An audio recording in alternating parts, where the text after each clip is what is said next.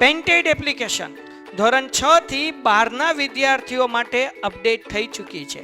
આ એપ્લિકેશનમાં શું છે? બધા જ વિષયના વિડીયોઝ છે. ગુજરાતની બેસ્ટ ફેકલ્ટી દ્વારા લાઈવ લેક્ચર્સ છે. આઈએમપી પ્રશ્ન છે, ટેસ્ટ સિરીઝ છે અને ગુજરાતના તમામ વિદ્યાર્થીઓ સાથે તમે તમારી કમ્પેરિઝન કરી શકો છો. ગેમિફિકેશન છે અને બીજું ઘણું બધું. તો તમે એપ્લિકેશન ડાઉનલોડ ન કરી હોય તો ડિસ્ક્રિપ્શનમાં લિંક આપી છે. હમણાં જ પ્લે સ્ટોર ઉપર જાઓ અને એપ્લિકેશન ડાઉનલોડ કરો. ઘરે બેઠીને સરસ મજાનું ગુજરાતની જોરદાર ફેકલ્ટી સાથે ભણો, સારા માર્ક્સે પાસ થાઓ. હવે આપણે કરીએ છીએ સ્વાધ્યાય 11.2. હવે આની અંદર વ્યસ્ત પ્રમાણના દાખલા હશે. વ્યસ્ત પ્રમાણ કોને કહેવાય સમજી લઈએ તો આપણને ખ્યાલ આવે. સમપ્રમાણ સમજી લઈએ. અત્યારે 11.1 માં દાખલા કર્યા એ સમપ્રમાણમાં કર્યા. હવે કરીએ છીએ વ્યસ્ત પ્રમાણમાં કરીએ. હું પહેલા સમપ્રમાણ સમજાવી દઉં. આ ભાઈ એક બુક સ્ટોલે એક પેન લેવા ગયો તો એક પેન 5 રૂપિયાની હતી. 2 પેન લેતો કેટલા રૂપિયા થાય? બોલ, તને જ પૂછું. 10 રૂપિયા. 3 પેન લેતો 5 પેન લેતો 25 રૂપિયા. હા, આવ્યું ધીમે ધીમે. આમ લાઈટ થઈ, ઓલી ટ્યુબલાઇટ કેમ ઓલી સ્ટાર્ટર હોય એના જેમ ધીરે ધીરે થાય. તો તમે જુઓ પેનોની સંખ્યા વધતી ગઈ અને રૂપિયા શું થતા ગયા? વધતા ગયા. તો આને કહેવાય સમપ્રમાણ. શું કહેવાય? વ્યસ્ત પ્રમાણ કોને કહેવાય? દાખલા તરીકે આ ભાઈ અમદાવાદ જાય છે. ક્યાં જાય છે? અમદાવાદ જવા માટે ગાડી અકાળે છે 80 ની સ્પીડમાં. કેટલાની સ્પીડમાં અકાળે છે? તો 3 કલાકે પોગે છે. કેટલા કલાકે પોગે છે? 3 કલાક નહીં, 3 કલાક. કેટલી કલાક? 3 કલાક. હવે એ વળતા આવે છે તો હવે અકાળે છે 80 ની બદલે 100 ની સ્પીડમાં. તો હવે સમય વધશે કે ઘટશે? તો એક વસ્તુ વધી તો બીજી વસ્તુ બરાબર. 80 ની સ્પીડ હતી તો 3 કલાક. સ્પીડ વધારતી હતી તો હવે 3 કલાક નહીં લાગે, 2.5 કલાક કે 3 કલાક કરતા ઓછો સમય લાગશે. બરાબર ને? તો આ જ્યારે એક વસ્તુ વધે અને બીજી વસ્તુ ઘટે એને શું કહેવાય? વ્યસ્ત પ્રમાણ કહેવાય. એને શું કહેવાય? એક વધે તો બીજું ઘટે. દાખલા તરીકે મેં એમ કીધું, વીરે ઘડીક, દાખલા તરીકે મેં એમ કીધું મારે 1000 રૂપિયા ઇનામ આપવાનું છે. બરાબર ને? અને હું ડ્રો કાઢું કે તમારામાંથી જે વિદ્યાર્થીનું નામ કાઢું, જે વિદ્યાર્થીનું નામ નીકળે એને મારે 1000 રૂપિયા આપવાના. બરાબર?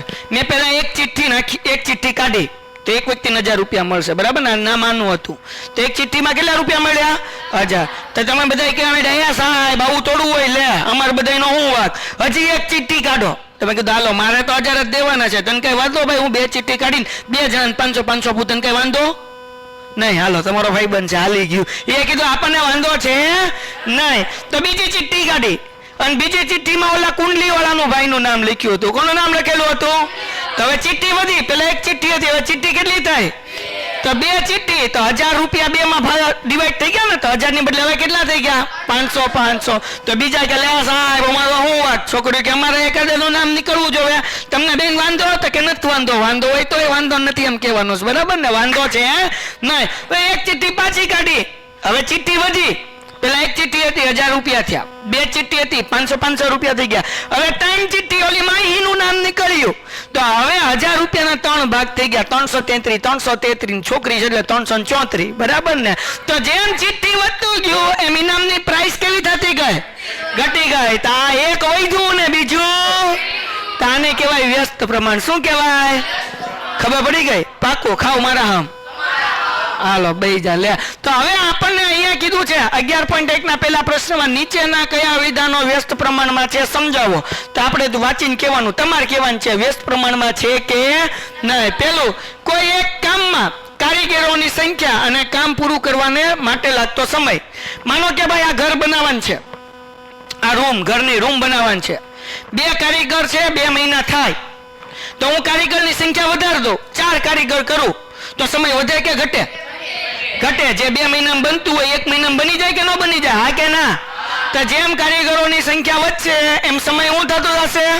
તો વ્યસ્ત પ્રમાણ કહેવાય કે નહીં? તો લખવાનું કે ભાઈ વ્યસ્ત પ્રમાણ છે. શું લખવાનું? વ્યસ્ત પ્રમાણ છે. બધાય બોલો શું લખીશું બકુડા? અહીંયા લખું ભાઈ વ્યસ્ત પ્રમાણ છે. તમારે આખું લખવાનું. હવે મારી આગળ જગ્યા નથી એટલે હું ખાલી છે નથી લખીશ. વ્યસ્ત પ્રમાણ હશે તો લખીશ વ્યસ્ત પ્રમાણ છે. અને નહીં હોય તો લખીશ વ્યસ્ત પ્રમાણ નથી. હાલો ક્લિયર થઈ ગયું, આગળ વ્યા જઈએ. બીજું વિધાન, યાત્રા માટેનો કુલ સમય ને અચળ ઝડપથી કાપેલ અંતર. અચળ ઝડપ એટલે ઝડપમાં વધારો ન કરે. 80 સ્પીડમાં જતા થાય ને 80 રહેવા દે તો હું કઈ સમયમાં કઈ ઘટાડો થાય? નહીં ઘટાડો થાય. જો સ્પીડ વધારશે તો સમય ઘટશે, સ્પીડ એમને રાખે તો કઈ ઘટશે નહીં. તો અહીં આપણે લખશું વ્યસ્ત પ્રમાણ નથી. આપણે નથી એમ લખવાનું, વ્યસ્ત પ્રમાણ છે કે નથી? નથી. બરાબર ને? ત્રીજું વાક્ય, એક ખેતરનું ક્ષેત્રફળ અને તેમાંથી લીધેલ પાકનો જથ્થો. તો જેમ ખેતરનું ક્ષેત્રફળ વધે એમ પાક વધે. જેમ ખેતર નાનું હોય ક્ષેત્રફળ ઘટે એમ એનો પાક શું થાય? તો એક વસ્તુ ઘટે છે તો બીજી વસ્તુ ઘટે, એક વધે તો બીજી વધે. તાને વ્યસ્ત પ્રમાણ કહેવાય? સમપ્રમાણ કહેવાય. પણ આપણને પૂછ્યું નથી સમપ્રમાણ છે કે નહીં, આપણને હું પૂછ્યું વ્યસ્ત છે કે નહીં, તો વ્યસ્ત કહેવાય. તો અહીંયા હું લખવાનું વ્યસ્ત પ્રમાણ છે નથી. છે નો આવે, શું આવે?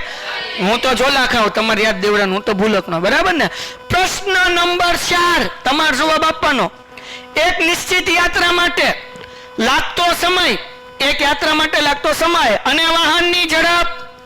તો હવે જુઓ, વાહનની ઝડપ વધશે એમ સમય. અમદાવાદનું એક્ઝામ્પલ લીધું ભાઈ, અહીંયાથી અમદાવાદ જાય 80 કિલોમીટરની ઝડપ છે, 3 કલાક લાગે. ઝડપ 100 કરી નાખે તો હવે 3 કલાક નહીં લાગે, સમય કેવો થઈ જશે? તો આ વ્યસ્ત પ્રમાણ છે કે નહીં? છે. તો આપણે હું લખશું વ્યસ્ત પ્રમાણ છે.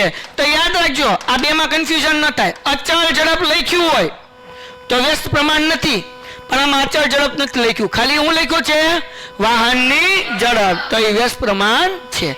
ડન થઈ ગયો ને? આગળ જઈએ. 5મો પ્રશ્ન, કોઈ એક દેશની કુલ જનસંખ્યા અને વ્યક્તિ માથાદીઠ જમીનનું ક્ષેત્રફળ. દાખલા તરીકે આપણા દેશમાં 100 એકર જમીન છે, સમજવા માટે એક્ઝામ્પલ, અને 100 માણસ છે, તો એક માણસને 1 એકર મળ્યું. હવે માનો કે જનસંખ્યા 200 જણા થઈ ગયા, એકર તો 100 જ છે, તો એક માણસના ભાગમાં કેટલી એકર આવશે? 0.5, અડધું એકર આવશે ને. તો જેમ માણસ વધતા જશે એમ જમીન કેવી થઈ જશે? ઘટી જાય ને. તો આ પ્રમાણ કેવું કહેવાય? હા કે ના? તો આપણે હું લખીએ વ્યસ્ત પ્રમાણ છે. દાખલો થઈ ગયો. બસ પૂરું થઈ ગયું પેલો પ્રશ્ન.